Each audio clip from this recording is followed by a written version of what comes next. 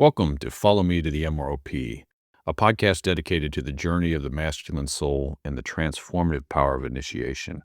My name is Brian Mueller. I live in suburban Dayton, Ohio, and I made my rites at Pilgrim Park in Illinois in 2014.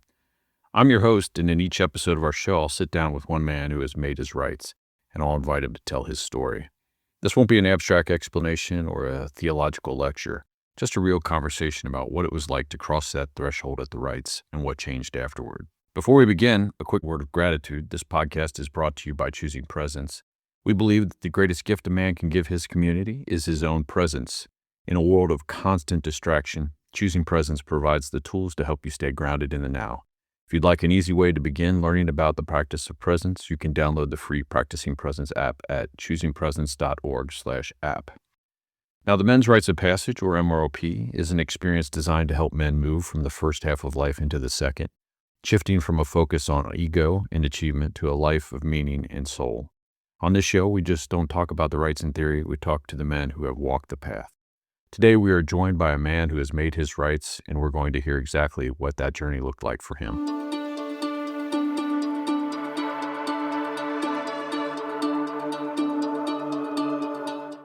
My guest today is Elias Kruger. Brother, I'm really glad you're here. Thanks for making the time and for being willing to share your story.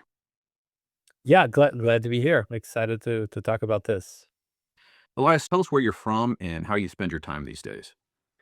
Boy, I call Atlanta, Georgia, really Ackworth, in the Atlanta area home. I spend my time really busy. I do consulting full time, and have 3 kids and a niece that lives with us, and my wife and a husky. So between work and that, I'm pretty busy. So that's life right now. Now let's dive in and talk about the Men's Rites of Passage. The MROP is a unique experience. It's not a retreat or a workshop, it's an initiation. Many men arrive at the rites at a crossroads in their lives, looking for something they can't quite name. Before we dive into the why and the how, let's start at the beginning. When and where did you make your rites? Yeah. I did mine in 2022 in Texas. I believe it was in the fall, October. But yes, it was. They didn't have anything close by. The closest was Texas at that year, and so that's where I did it. Yep. Do you recall who your weaver was and about how many men were there? Oh man, I think it was Jim. I can't remember his last name. Was it Jim Taylor? Jim Taylor. Yes, I believe so. Yes, and there were about, I think, total of 80, 40 doing the rights, and then another 40 like with us, kind of Supporting the rites. just saying, yeah. Right. When you think back to that weekend, what's the first image that comes to your mind? Um Boy, it was a beautiful place, and it had a river that we could walk to, and I just remember spending a good amount of time sitting by this beautiful tree and listening to the rushes of the water, and just it's like time stood still. It was really kind of um, an amazing, life-changing experience, just being there, and I was doing one of the exercises. But yeah, that always comes back to mind, both the being with the tree that was so strong, kind of holding me, and then the sound of the energy of the water. It just really did something to me. If I'm correct, I think you're at John Knox Ranch, which is kind of That is correct, John Knox Ranch. and it sounds like it was probably a beautiful time of the year to be there. Maybe not too hot, but still, very mild. Yes, exactly. Yes, it was not too hot, not too cold. It was really, really good time.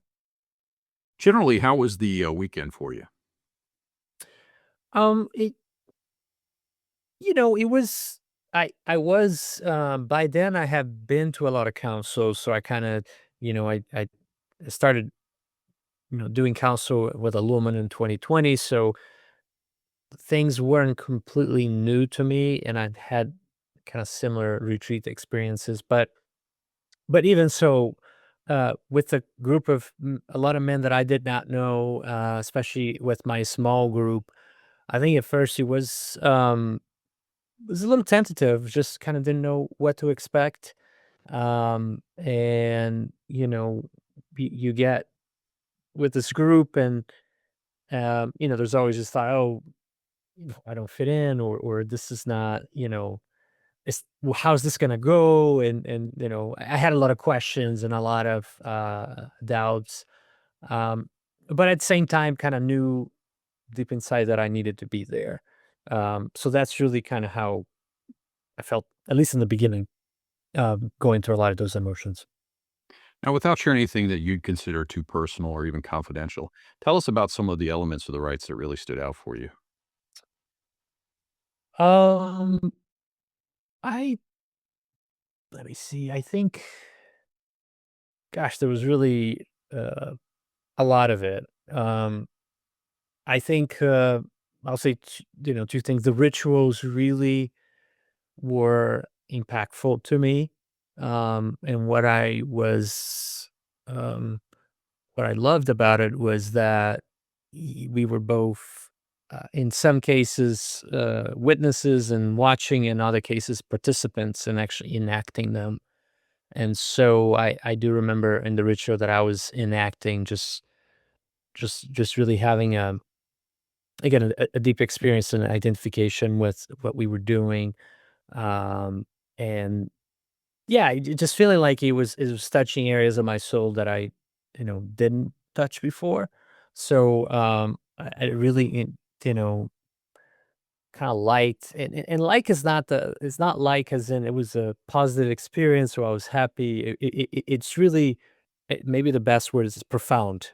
There is a depth to it, that it may come out through emotion, but um, it may not. But there's definitely something going on. So I think that was very impactful. And then the other one that was kind of spending time alone in the woods.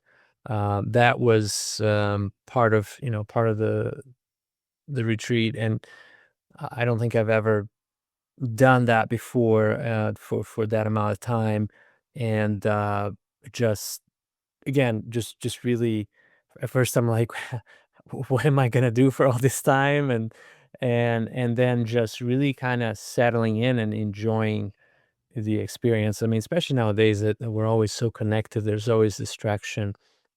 To be in a place in the woods with no, technological escapes, uh, it's a gift that I think even more precious now than maybe a few years or decades ago.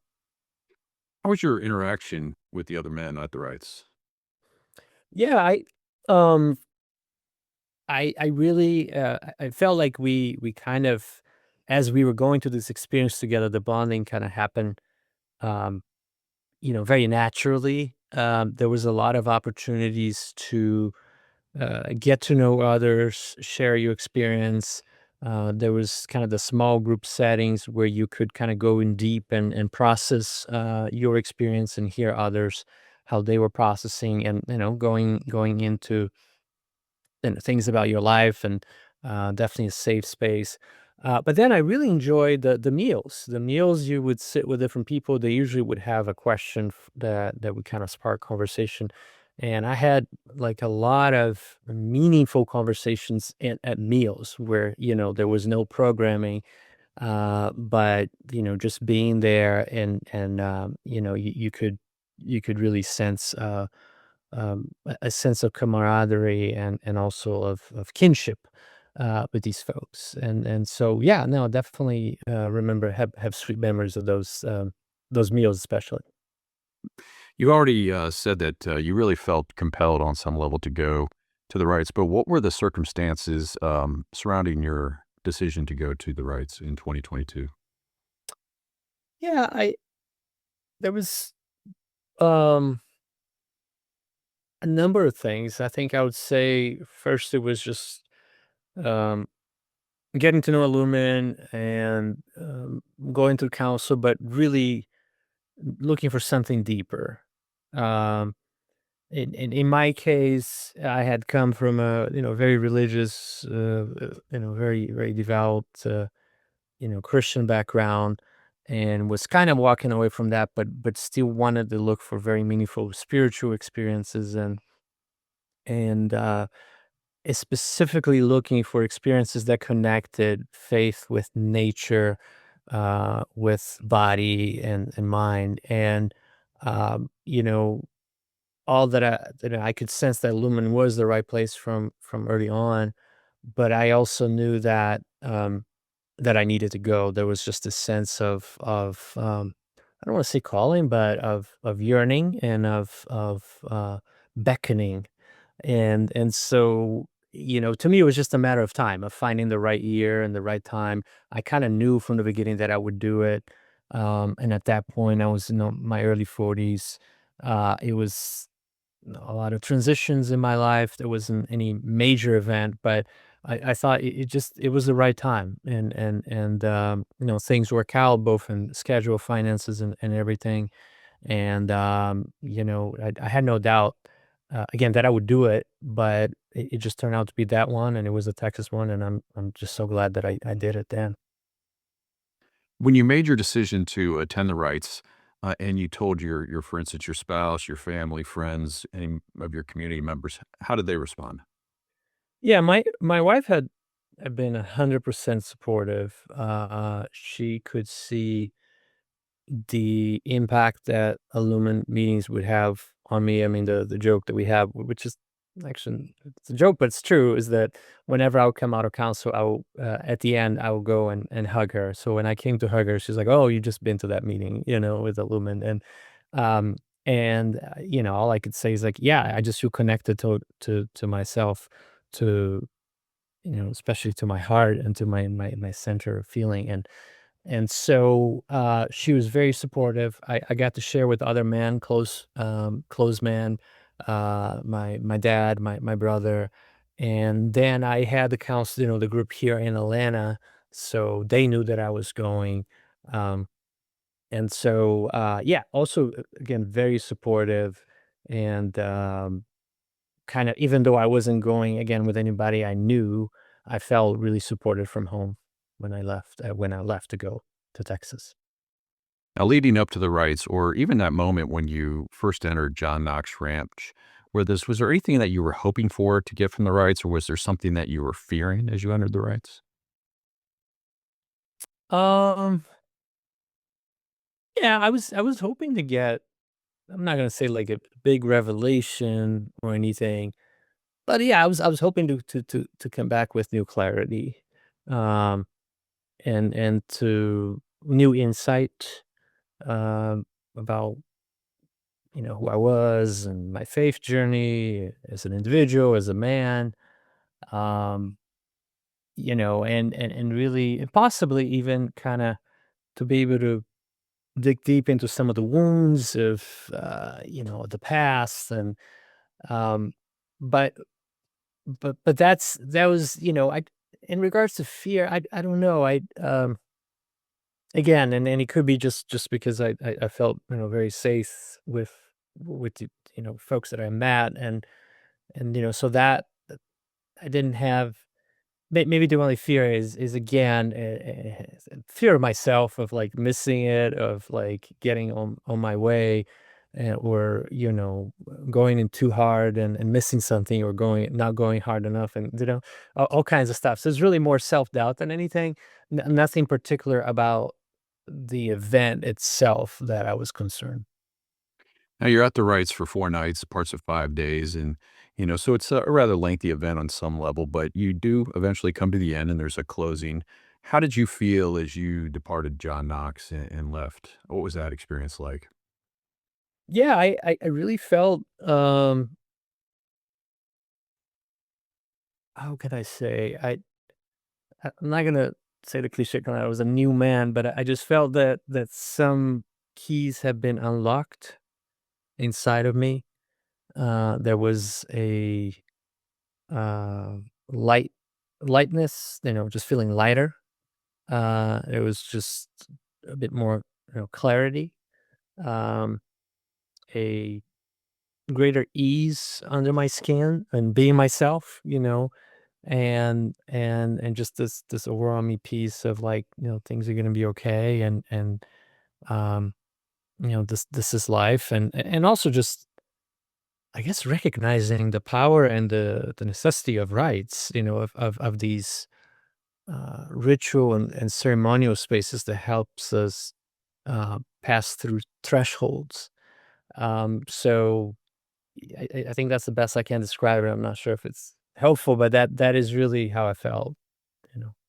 Absolutely. So, was there a moment when you began to realize the full impact of the rites on your psyche and your spiritual journey, or was it more of kind of a slow burn over time?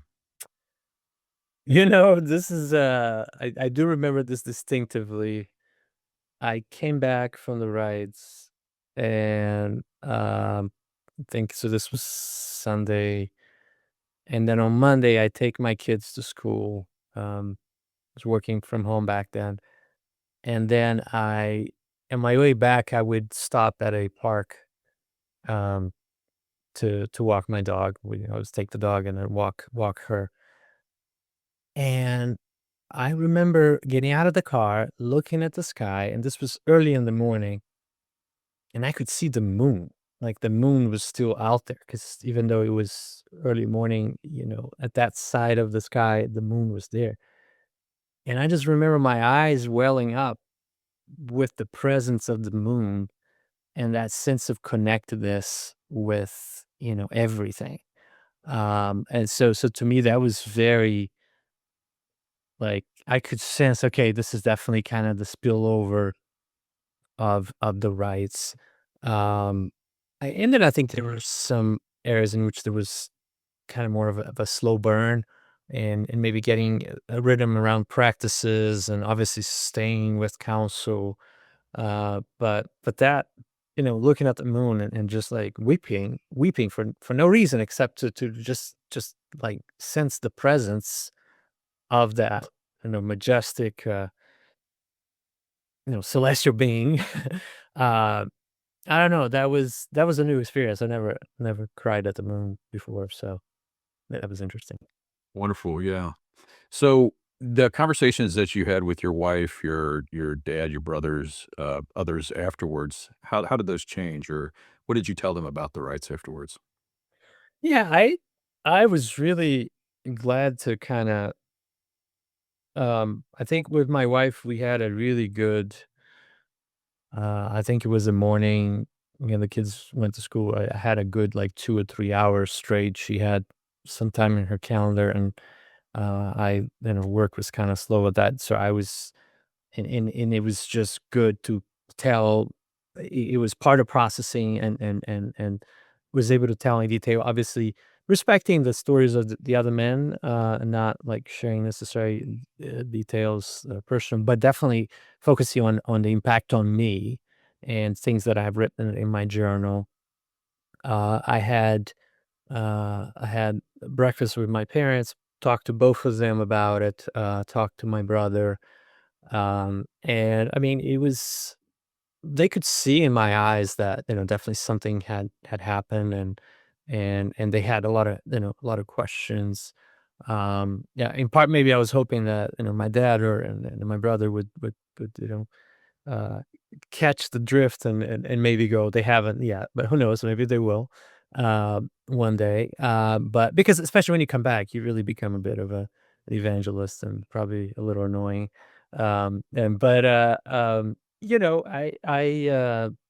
that was, yeah. I wanted to talk, and I feel like I talked to a few other men that either asked me, or I wanted to tell everybody about it, but yeah, no, it was those are very good conversations, that even though it was centered on my own experience, kind of open up for the people that I was talking to, about making them think about themselves, and where they were, and about manhood, and what is it special about, especially a more masculine way of spirituality and all of that. So yeah, I mean, I have to say I had a lot of fruitful conversations afterwards.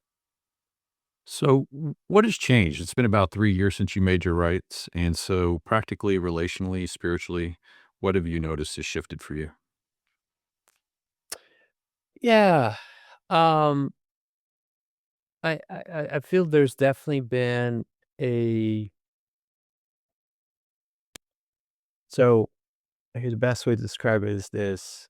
You When you have a line and you make a small change over time, you know, that line goes very far apart, even with a small change. And I feel like it's been like that. It's been kind of one milestone in a journey of growth. Now, that doesn't mean that everything was, hunky dory, or that I was in a progressive way to greater enlightenment, but that there has been a trajectory of growth, of peace, and I'm telling you, I am. Well, first, I definitely now I'm considering coming back as a, I guess how you call it, the returnees, and actually go with some men and see them go through it. I would love to do that, and hopefully that will work out. But the other part that I just because I tend to think a lot in the future, I also consider the elders passage, which I'm not there yet. I'm maybe 15 years away, but I'm already thinking about it. Oh, I kind of look forward to, I call myself an elder in training, and yeah, and that's been kind of, that's been the change. I feel like it just gave me a grounding, it gave me a community that I can tell us, look, this is uh, a community that I can grow old with, and I think my involvement will oscillate. There are years that I will do more, years I will do less, but there is this continuous with relationships, with different programs, different retreats. Awaken, I've been there, and of course the rites event that feel like will feed me through life, through this next decades. So. So did I hear you correct that this year you're considering joining a rites again in the initiator program and accompanying somebody to the rites? Yes, that is definitely, and again, now this year is trying to figure out, timing and all of that. But yeah, that is definitely something I'm considering. If it doesn't happen this year, possibly, next year. But yeah, I'd love to do that. Great. So, how has your understanding of masculinity, initiation, or even just your own purpose in life shifted over this time? Um, yeah, masculinity is, I mean, the beauty of it is that there isn't one way to be masculine, but there's definitely something about it uh, that I am learning to make peace with and to embrace it and to own it. And not in a chauvinistic or I'm better than other gender, whatever, but in a way that's like this is who I am. And I mean, I've these it's part of me as part of my identity, I guess. And so it's been good to kind of embrace that and not just be afraid or you know uh, ignorant or absent about it. That's been that. I think in regards, so you said masculinity and what were the other things? Initiation. And Initiation. Yeah, I think initiation. Um, I really believe that it is a lost art, and it's something we need to find ways to reintroduce. And I look a lot at a young man today, and at times I think, are they ready for rites of passage? I know that there is kind of the younger ones, and uh, I I would I really wish that for everybody, for every man, to have an experience, whether it is with Illuman or others. But I do think that that is important. And when I see the young man around me, I can see what the lack of that can create. I'm grateful to have gone through that, but also to stay in contact with other men that I can look back and look forward to. They can show me a future, or they can remind me of my past, or they can walk me where when they're in the same phase as I am, and that's just a gift that I cannot find anywhere. So I'm grateful to be part of this community.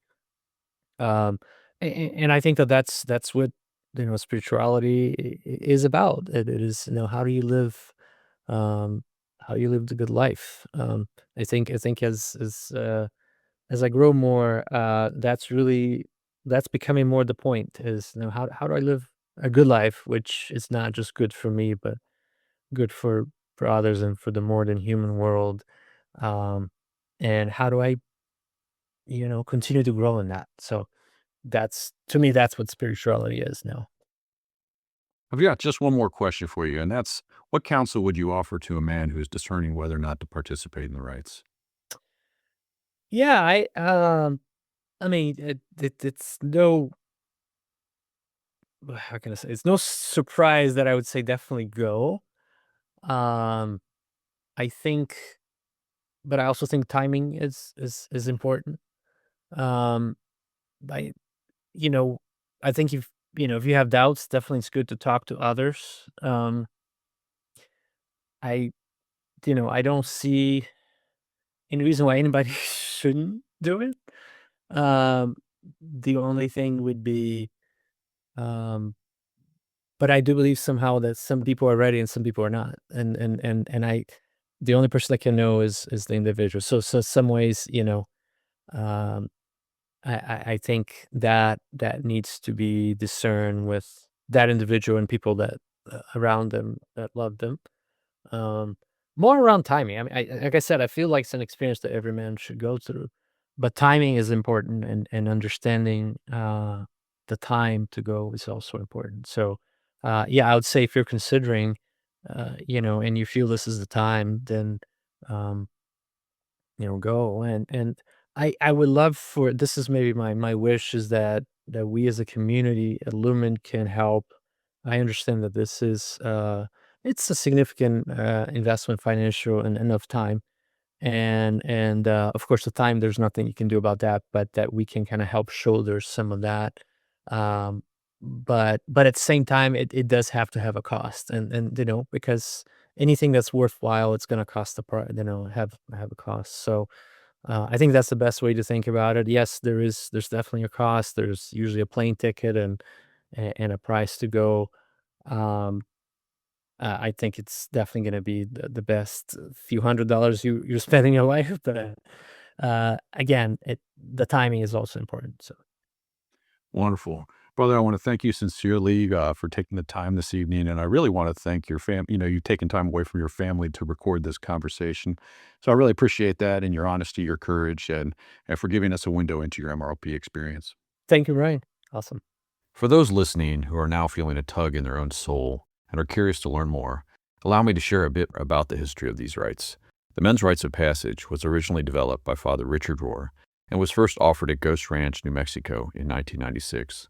While it was supported for many years by the Center for Action and Contemplation, since 2012, Illuman has been the steward of this work, preserving and adapting the rites for men all over the world. To learn more about the history and the theology behind this work, I highly recommend reading Adam's Return by Richard Rohr. If you are ready to make your rites, there are 4 opportunities in the United States and another in the United Kingdom in 2026. The first is in Northern California, May 13th through the 17th. The second in the United Kingdom, July 22nd through the 26th. And in Illinois, August 12th through the 16th. There's one on the East Coast in New Jersey, September 16th through the 20th. And the final one of the year is in Texas, which is in MROP and Umbrales, our Spanish language rites, September 30th through October 4th. You can find details and registration information at illumin.org/MROP or illumin.org/events. Additionally, mark your calendars for Awaken, the annual national gathering of Illumin, taking place November 5th through the 8th in New Mexico. You can find more at illumin.org/awaken. Finally, a special thank you to our sponsor, Choosing Presence. If today's conversation moved you, I encourage you to bring more intentionality into your daily life. Download the Practicing Presence app for free at choosingpresence.org/app. It's a simple but profound way to stay connected to the journey we've discussed today. Thank you for listening to Follow Me to the MROP. Until next time, brothers, stay present.